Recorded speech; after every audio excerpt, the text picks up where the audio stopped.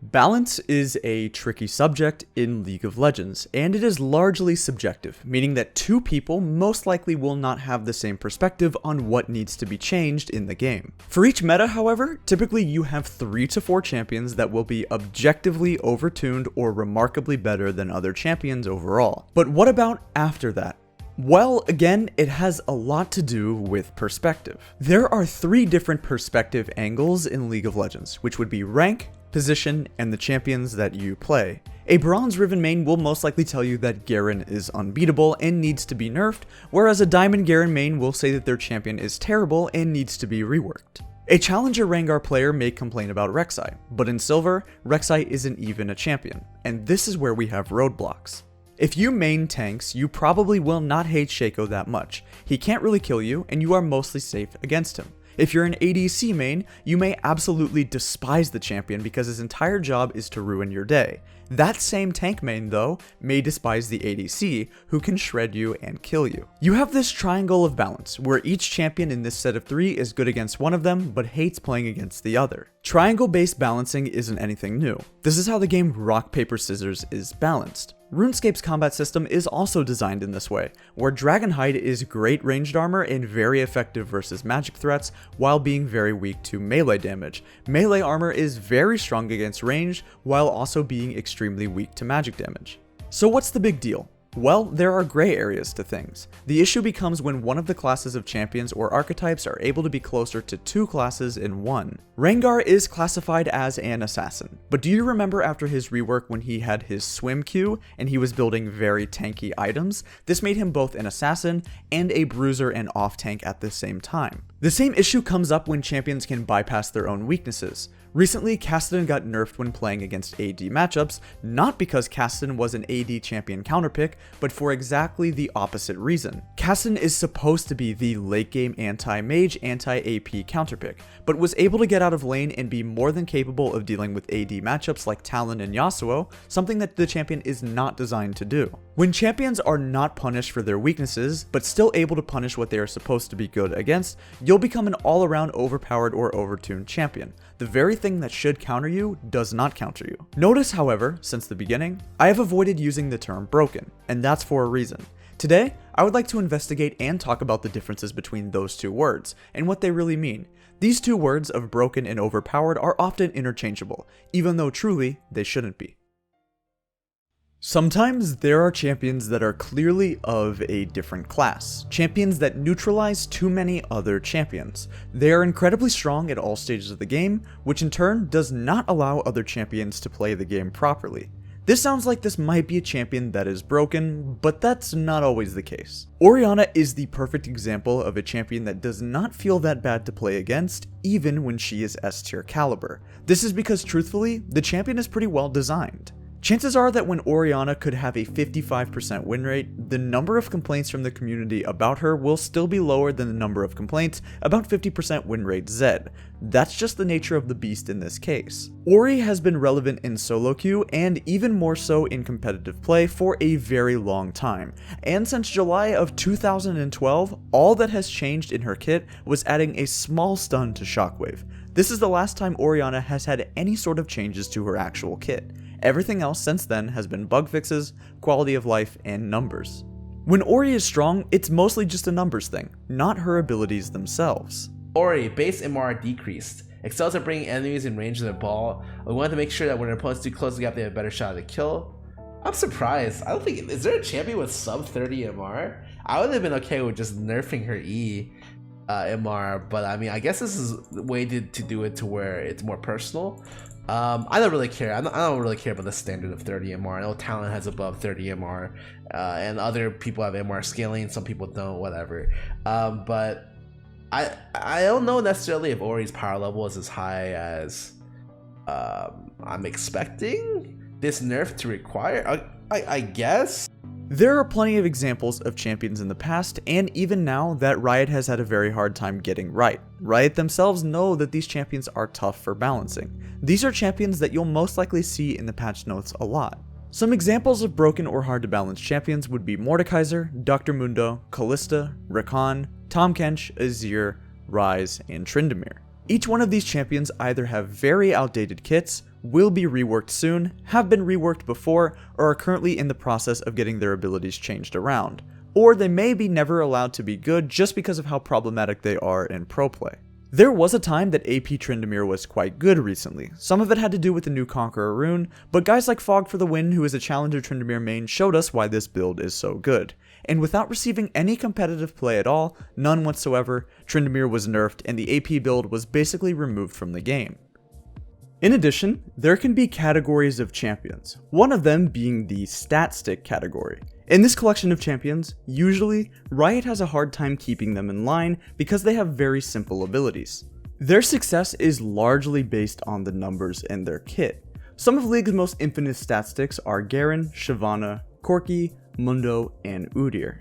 As Garen, you have a very simple kit, simple abilities, and tankiness combined together. If he's too tanky, he's impossible to kill. If he does too much damage, he is a tank, a lane bully, and a carry. If he has none of these things, which in high elo he currently doesn't, he is terrible and can be kited with ease. You can simply ignore him in a team fight and walk away from him due to his lack of CC. With his current state of his abilities, the only way Garen would be good in higher MMR is if he is completely overtuned in terms of numbers, with more damage and tankiness across the board.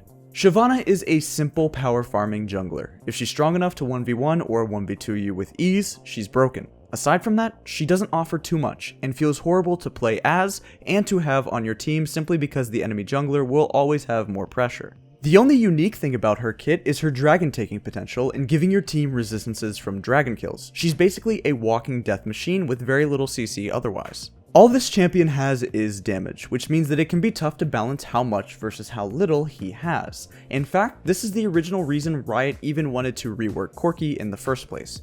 Do you remember the Marksman update? Well, that was the time in which Corki got his package added to his passive. It was designed to give him something else in his kit other than just damage. This would end up moving Corki away from the bottom lane and into the mid lane as more of a mage and DPS.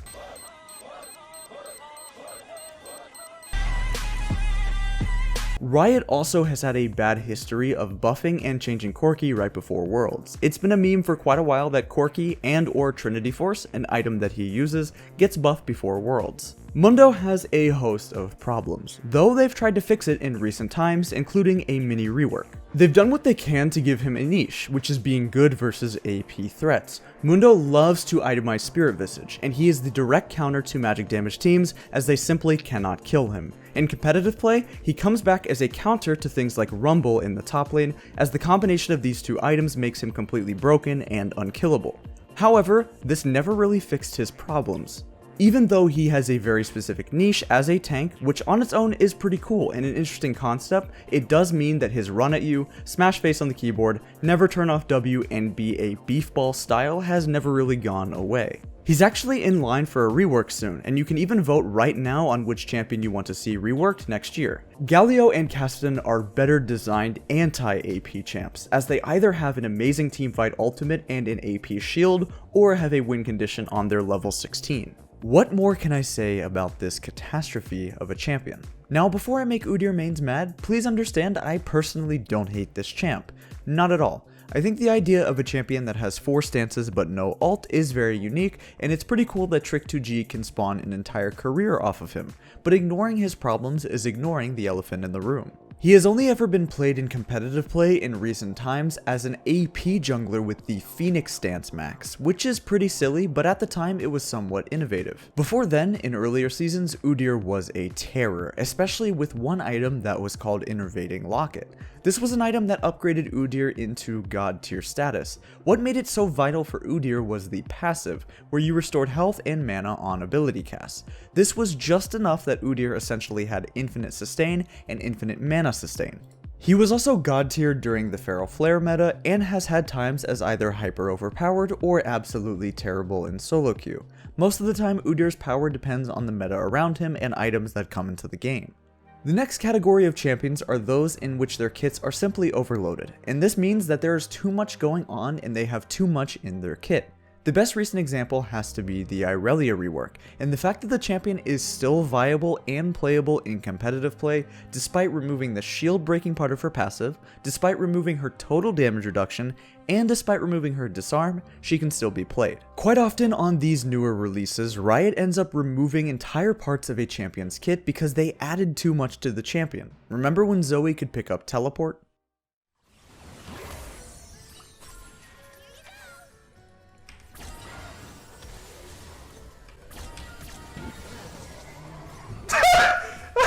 I just used 2 barriers. What a good champion. I really enjoy you being able to do that. Oh! You're kidding! So I'm gonna do this. And we're just gonna go see what happens when I can do this.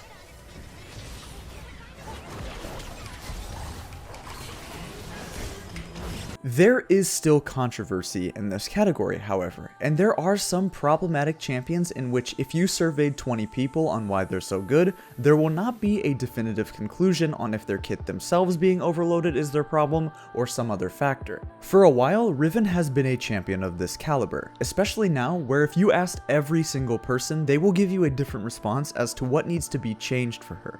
There are players who have always thought that her kit is simply overloaded, with various amounts of CC, no mana cost, extreme damage, or sustained damage depending on what you want to build, and her ever so fun animation cancels. However, there is also the group that just thinks right now she's a little bit overtuned, or her items are just too good for her.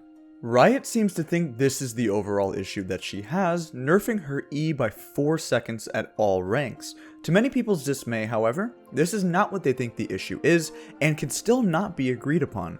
Is Riven inherently unfair? I would say no. However, I don't necessarily think someone is wrong for saying she is, and that's why this is such a tough situation for the player base, both low and high elo players, and for Riot Games to figure out. I do feel that in recent times, Riot has tried to make champions a bit more fair and a bit more reasonable to play against by opening up their windows of invulnerability and finding little ways that they seem at least easier to play against or feel more fair to play against. Well, but the thing is they've given them so many kit, like they put counterplay in the kit, but then they give them so many ways to beat their counterplay that like they don't actually have counterplay. That's what I think about Aatrox when he had his 2 E's. It was like, oh, dodge his E. I'm like, okay, how do you do that? Well, you have to not be in the weak point. Okay, but he just E's you into the weak point. Well, then you can dodge a second one. No, you can't, because then he's just going to E the second one in. Well, then you can dodge a third one. No, you can't, because he put W on you. It's going to pull you into the weak point. So, actually, once you actually understood Aatrox, he had no counterplay. One of the big things about League to remember is that clarity and understanding is so important when it comes to these kind of things. As crazy as it seems, remembering that sometimes even little changes, especially visual clarity, goes a long way. Recently, Riot actually gave Jax a visual update, and now that you can actually see his range on his Counter-Strike, I would argue this is a nerf to Jax, as funny as that is. Of course, for Jax mains, as well as people playing against Jax, this shouldn't really be a surprise for those who are experienced against him and play top lane a lot. We've all faced enough Jaxes over the years to roughly know the range of Counter-Strike, and honestly the range isn't that surprising to me. But for totally new players, or for players who play other roles besides top lane and jungle, who don't play versus Jax that often, I would argue that this is actually a nerf. Little pieces of clarity and little things to clear up visuals as well as understanding for champions, at least that way people can see what the counterplay is and see exactly why they died, is a huge reason why they can be balanced or at least feel fair to play against. Many players might hate Ahri, but the fact is, if you get hit by Charm, you die. Everybody knows it, and everybody knows that's exactly how the champion works. But for champions that are newer to the game, or champions with more ambiguous power spikes like Veigar being really strong after level 13, or even for champions that have very unique abilities, this can be a problem for sure.